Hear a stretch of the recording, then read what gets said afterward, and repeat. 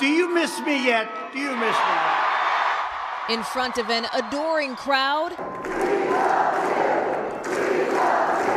who spent the weekend posing with a golden Trump statue, the real Donald Trump, hinting he's not done with his political journey. It is far from being over.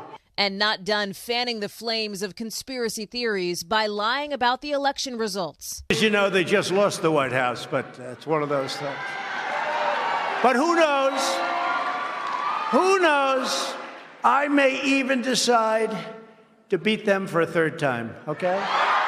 Former President Trump, who did not beat Democrats in 2020, making his first speech since leaving office, ticking off a kind of enemies list of Republicans he sees as disloyal for voting against him during his second impeachment trial. Mitt Romney, Little Ben Sass, Richard Burr, and of course the warmonger, a person that loves seeing our troops fighting, Liz Cheney. How about that? Get rid of them all.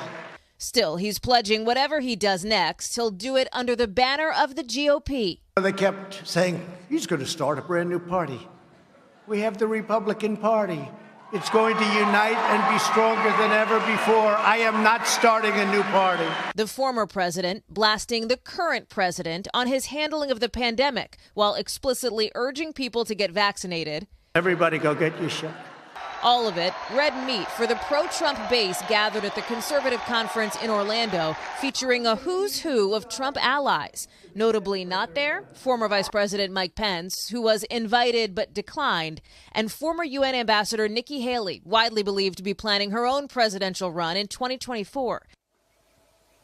Some Republicans do warn that CPAC, that conference, is not indicative of where the party as a whole is. But its annual straw poll this year overwhelmingly favored the former president. Interestingly, though, while most of the attendees, 95%, said they wanted the GOP to keep moving the Trump agenda forward, fewer people, 68%, said they actually wanted former President Trump himself to run again, with some pointing to Governors Ron DeSantis of Florida and Kristi Noem of South Dakota. Hey, thanks for watching our YouTube channel. Find your favorite recipes, celebrity interviews, uplifting stories, shop our favorite deals, and so much more with the Today app. Download it now.